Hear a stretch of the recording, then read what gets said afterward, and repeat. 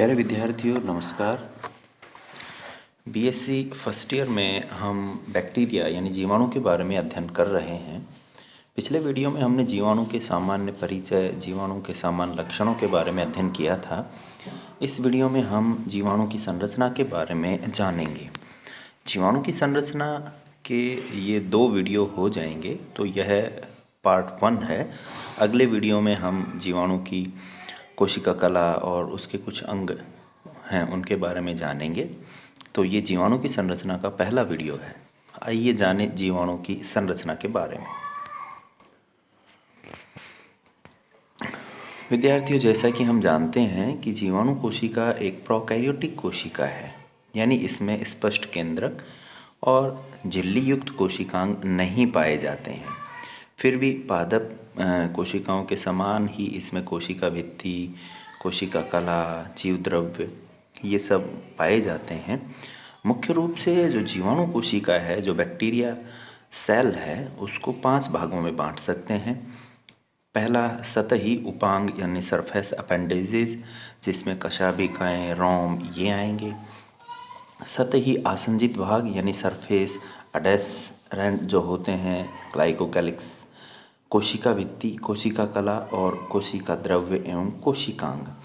ये जो जीवाणु कोशिका की संरचना का पहला वीडियो है, यानी पार्ट 1 वीडियो है। यहाँ पर हम सतही उपांग, सतही आसंजित भाग, कोशिका भित्ति और कोशिका कला के बारे में अध्ययन करेंगे। अगले वीडियो में विद्यार्थियों हम कोशिका द्रव्य और बैक्टीरिया में पाए जाने वाले कोशिकांग के बारे में अध्ययन करेंगे। तो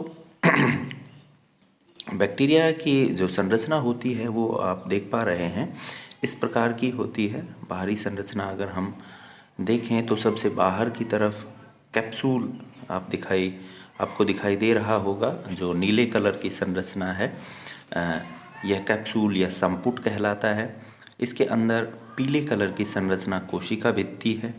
उसके अंदर की तरफ जो ब्राउन है, भूरे रंग की, प्लाज्मा मेम्ब्रेन कोशिका कला या प्लाज्मा झिल्ली है। इसके अंदर कुछ वलित संरचनाएं बन जाती हैं। हमने पहले भी जाना था कि प्लाज्मा झिल्ली या कोशिका झिल्ली अंदर की तरफ वलित होकर इनर फोल्डिंग जो बनाती है उनको मीजोसोम, यहाँ आप देख पा रहे हो, अंदर की तरफ मुड़ी हुई संरचना है। उसके अंदर साइटोप्लाज्म है, कोशिका द्रव्य है।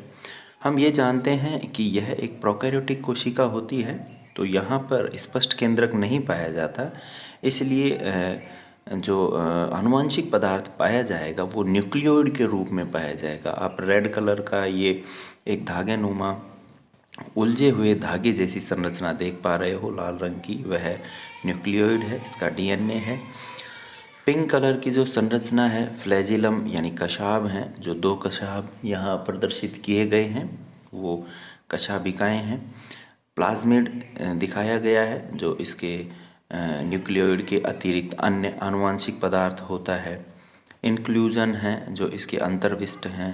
पॉलीराइबोसोम है, यानी बहुत सारे राइबोसोम। पाइलस पिलाई होती हैं, जो इनको चिपकने में एक दूसरे के साथ जुड़ने में मदद करते हैं। तो इस प्रकार से एक जीवाणु की संरचना होती है।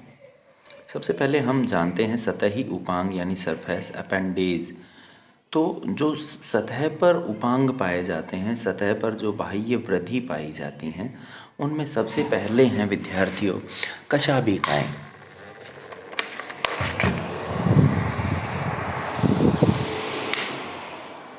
कशाभिकाएँ या जो फ्लैजिला होती हैं विद्यार्थियों, कशाभिकाएँ पतली रोम सदृश कुंडलित आकृति की संरचनाएं होती हैं, जो कोशिका झिल्ली से बाहर की ओर निकली रहती हैं। यहाँ आप देख पा रहे हो, यहाँ पर 2 कशाभिकाएँ हैं जो कोशिका झिल्ली से बाहर की तरफ निकली रहती हैं।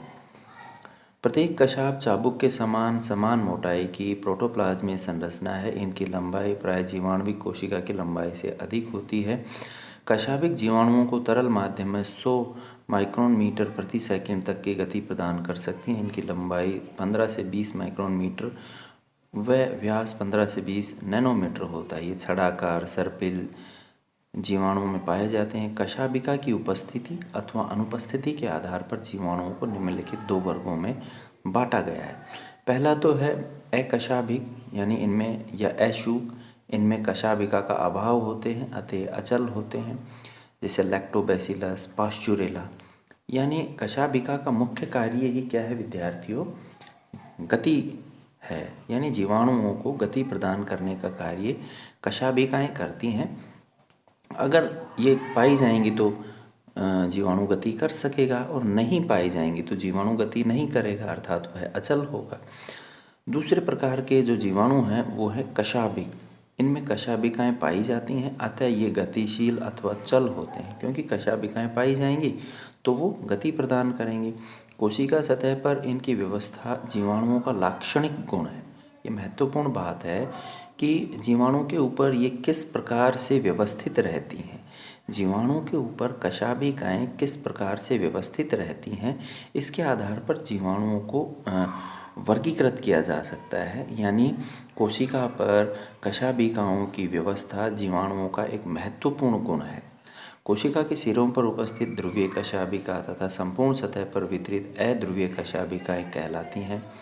विभिन्न जातियों में निम्न प्रकार से कशाभिकाएं व्यवस्थित रहती हैं। आप देख पा रहे हो, एक कशाभिक मोनोट्राइकस, इसमें एक कशाभ फ्लैजिलम जीवाणु के किसी एक ध्रुव पर उपस्थित होता है, उदाहरण वाइब्रियो कोलेरी। यानी जब पूरे बैक्टीरिया पर एक ध्रुव पर एक ही कशाभिका पाए जाए तो उसे मोनोट्राइकस उभय कशाभि। इसमें जीवाणुवी कोशिका के दोनों सिरों पर अथवा एक अथवा अधिक कशाभिकाएं पाई जाती हैं। जब दोनों सिरों पर, आप तीसरे नंबर का चित्र यहाँ देख पा रहे हो, तो उसे उभय कशाभिक एम्फीट्राइकोस, जिसमें नाइट्रोसोमोनास है।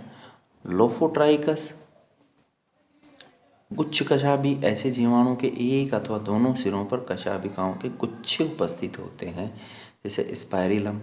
शिरोपुच्छ कशाभिक, इसमें जीवाणु के एक सिरे पर दो अथवा अधिक कशाभिकाओं का गुच्छा उपस्थित होता है, उदाहरणार्थ है शूडोमोनास फ्लोरिसेंस। यहाँ पर विद्यार्थियों सिरोपुच्छ जो कसाब है वो और गुच्छ कसाब, इसमें आपको मैं बताता हूँ कि इनमें क्या अंतर है।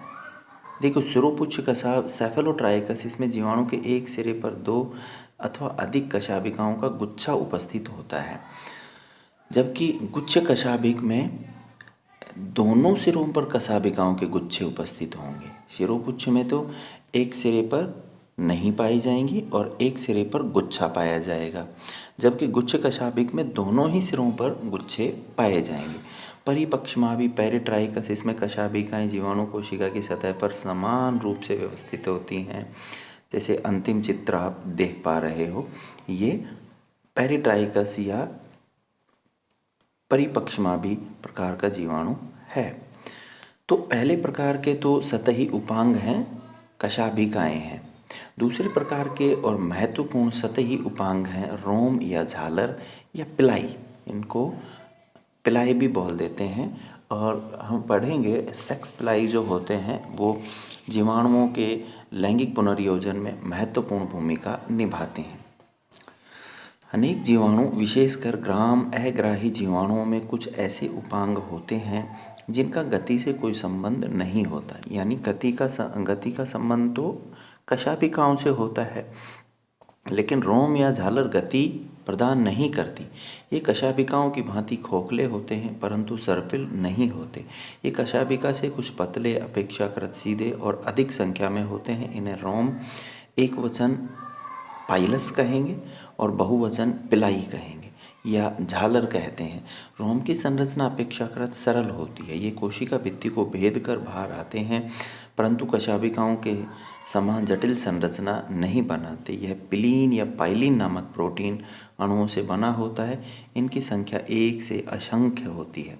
आप चित्र में देख पा रहे हो, ये जो चित्र है विद्यार्थियों, यहाँ पर जो अधिक संख्या में है, नीले कलर की ही है, ये पिलाई हैं और इनका गति से कोई संबंध नहीं होता। इनका क्या कार्य है इसके बारे में हम जानेंगे। और ये पिलीन नामक प्रोटीन या पाइलिन नामक प्रोटीन की बनी होती हैं, एक से अधिक संख्या में ये होती हैं। जैसे इसका उदाहरण है लैंगिक पिलाई जो होते हैं, सेक्स पिलाई। लैंगिक पिलाई तंतुरूपी हैं जो लैंगिक कारकों द्वारा निर्धारित होती हैं। ये सेक्स फैक्टर या जिसको एफ फैक्टर भी कहते हैं उनके द्वारा निर्धारित होती हैं। ये अपेक्षाकृत अधिक लंबी, इनकी संख्या कम होती है। लैंगिक पिलाई युक्त जीवाणु को दाता या नर तथा पिलाई विहीन जीवाणु को ग्राही या मादा कहा जाता है। ये हम जीवाणुओं में जनन के दौरान पढ़ेंगे। दाता जीवाणु का पाइलस ग्राही जीवाणु को पहचान कर उसकी सतह पर विशेष ग्राही संरचनाओं से चिपक जाता है एवं जीवाणु का डीएनए दाता से ग्राही जीवाणु में स्थानांतरित हो जाता है। यह जीवाणुओं में जनन का एक प्रकार है संयुग्मन। उसमें दो जीवाणु पास पास आते हैं और लैंगिक पिलाई के द्वारा जुड़ जाते हैं, आप चित्र में देख पा रहे हो, और एक जीवाणु का आनुवंशिक पदार्थ दूसरे जीवाणु में प्रवेश कर जाता है। जिसमें लैंगिक पिलाई, सेक्स पिलाई पाई जाएंगी उसको दाता, और जिसमें नहीं पाई जाएंगी उसको ग्राही, या जिसमें पाए जाएंगे उनको नर, और जिसमें नहीं पाया जाएगा उसको मादा कहते हैं। तो नर से मादा की तरफ आनुवंशिक पदार्थ चला जाता है। विद्यार्थियों, दूसरा भाग है बैक्टीरिया या जीवाणु की संरचना का सतही आसंजित भाग। इसका सबसे पहले जो शीर्षक है वह है ग्लाइकोकैलिक्स, यानी कोशिका भित्ति के बाहर की तरफ जो भाग पाया जाएगा वह सतही आसंजित भाग है। सबसे बाहर कोशिका भित्ति होती है, लेकिन कोशिका भित्ति के बाहर भी कुछ पदार्थ जमा हो जाते हैं, उनको सतही आसंजित भाग कहते हैं, जिसके भी दो प्रकार हैं, ग्लाइकोकैलिक्स और संपुट। हम इनके बारे में पढ़ेंगे। कुछ जीवाणु कोशिकाओं में सयान पदार्थ की एक परत पाई जाती है जिसे ग्लाइकोकैलिक्स कहते हैं। यह 100 या 1000 की संख्या में अणुओं से बने बहुलक की बनी होती है। यदि यह एक निश्चित संरचना के रूप में संगठित होती है तथा कोशिका भित्ति से अदृढ़ रूप से संलग्न हो, तब यह अवपंक परत या स्लाइम लेयर कहलाती है। इसकी प्रकृति जल में घुलनशील होती है, इसके कारण जीवाणु का वृद्धि माध्यम शयान होता है। संपुट। इलेक्ट्रॉन सूक्ष्मदर्शी से देखने पर संपुट बहुशर्करा की पतली लड़ियों से बने जाल की भांति दिखाई देते लगता है।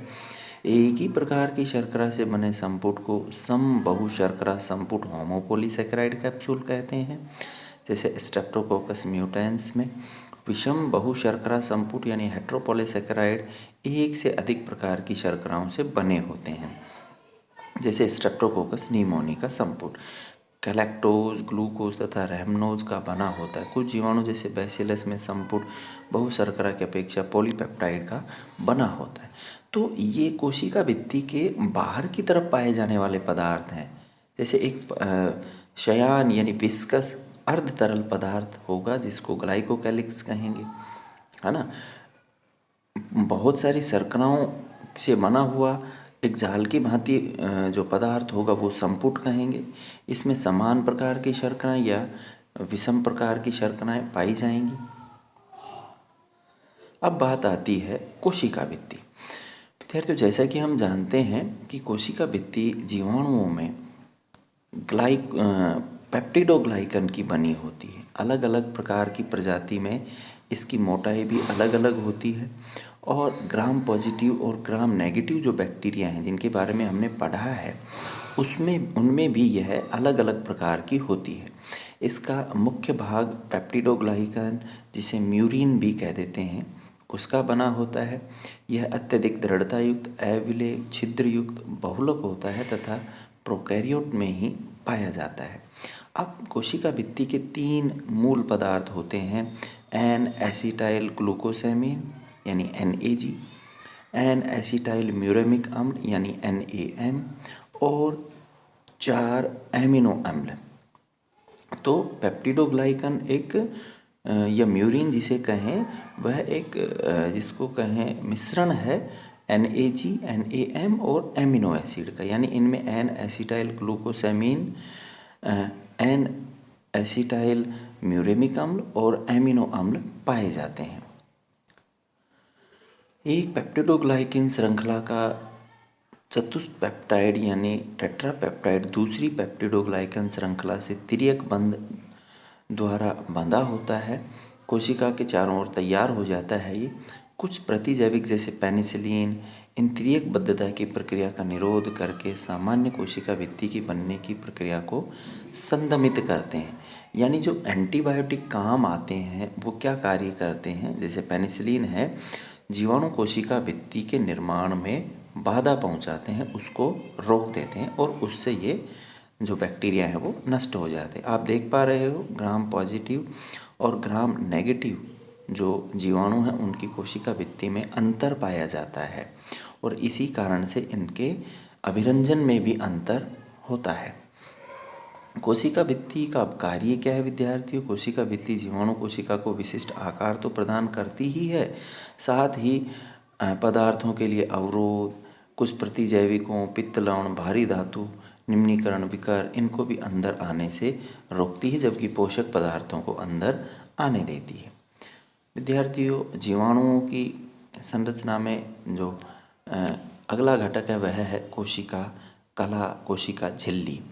जैसा कि हम जानते हैं कोशिका भित्ति के अंदर की ओर कोशिका कला होती है जो द्विपरतीय संरचना होती है। इसमें दो गहरे परतों के बीच एक पतली परत होती है।